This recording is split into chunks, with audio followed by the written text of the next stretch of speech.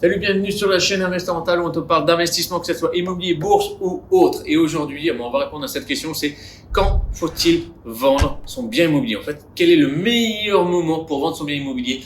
Alors, pour répondre à cette question-là, il va falloir aussi qu'on voit aussi les pourquoi.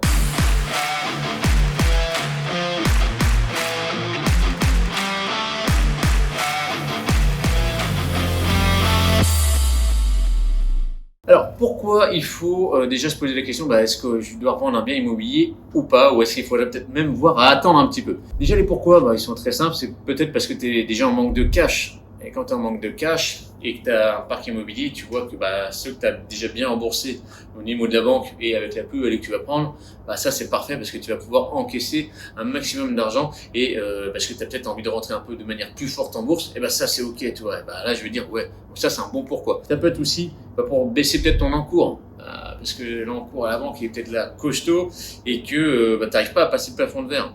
Il y a un truc quand même qui est assez marrant d'ailleurs là-dessus, c'est que tant que tu n'as pas dépassé certains chiffres en banque sur des encours, tu es bloqué, tu n'arrives pas à passer le plafond de verre. Alors des fois il faut vendre un peu pour baisser l'encours, pour acheter plus gros. Et après du coup tu repasses dans un autre encours et là je peux te dire que il y a d'autres portes qui s'ouvrent et on va te parler d'autres investissements parce que tu as plus d'encours mais aussi tu as du coup plus de rentabilité, plus de rentrée et tu passes dans un autre monde. Et des fois il va falloir vendre pour passer ce fameux plafond de verre qui nous bloque parce que des fois tu prends un peu de refus de partout et du coup c'est là qu'il faut arbitrer le patrimoine et vendre les moins rentables. Tu vends les moins rentables où tu as plus de plus-value et après tu vas remettre plus fort et tu vas casser l'encours, tu vas le remettre encore plus haut. Donc ça c'est... moi, ça me les conseille, tu fais ce que tu veux là-dessus, mais c'est ce qui va avoir une accélération encore plus forte derrière. Et puis, tout simplement, ça peut être aussi baisser ton taux d'endettement parce que tu es peut-être déjà attaqué. Et là, par contre, c'est une décision qui n'est pas forcément évidente à prendre parce que ça peut être des fois, ça sera ta résidence principale en fait qui te plombe pour tout. Peut-être un de tes locatifs. Alors, si c'est la résidence principale parce que tu as acheté un truc trop cher, trop beau, trop grand pour toi, en plus tu n'utilises pas tout, et donc il va falloir faire ce sacrifice entre guillemets. Mais ce sacrifice, c'est pour mieux avancer derrière et te réouvrir la voie de l'investissement. Parce que quand tu es bloqué, que tu es freiné, tu es frustré parce que tu as fait une connerie sur ta résidence principale, c'est pas marrant. Alors ça se trouve c'est pas l'ARP, mais ça serait peut-être du locatif. En fait tu t'es rendu compte que tu gagnais pas d'argent avec un de tes appartes ou un de tes immeubles. Là, la meilleure façon ça va être de le revendre aussi. Donc il faut prendre cette décision là et revendre, et là comme ça tu passes vraiment à autre chose et tu vas vraiment accélérer encore dans l'investissement. Tu vas te structurer différemment, tu feras les choses d'une meilleure façon. Alors maintenant on a vu un peu les pourquoi, il y en a plein d'autres les pourquoi, mais ça c'est les principaux. C'est quand est-ce que je revends cet appartement? Alors il y a plusieurs solutions.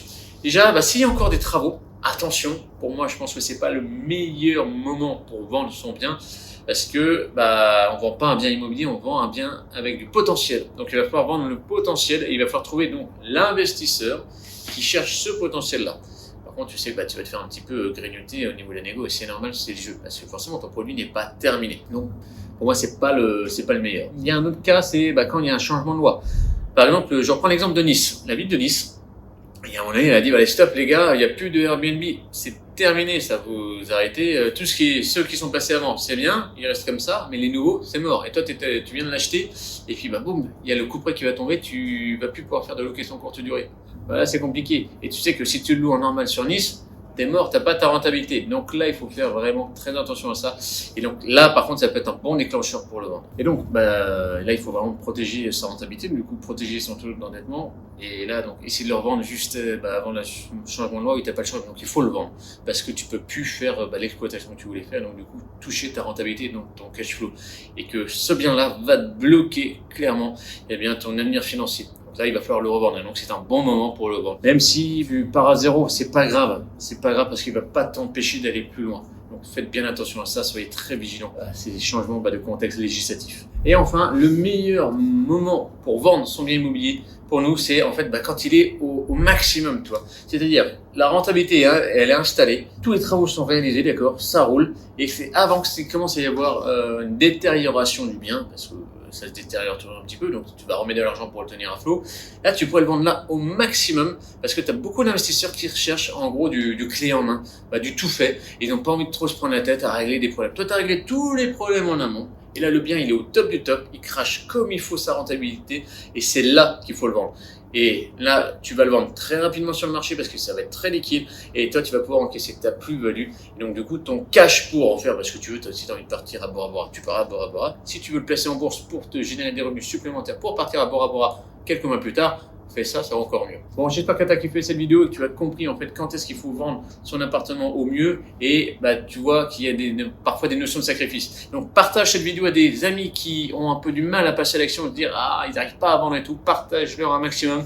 N'hésite pas à me mettre un pouce sur cette vidéo et si tu veux aller encore plus loin avec nous, on t'organise une masterclass en ligne, elle est totalement gratuite, c'est juste en dessous de la vidéo, tu as le lien, tu cliques dessus, tu t'inscris et on se retrouve en live. Ciao.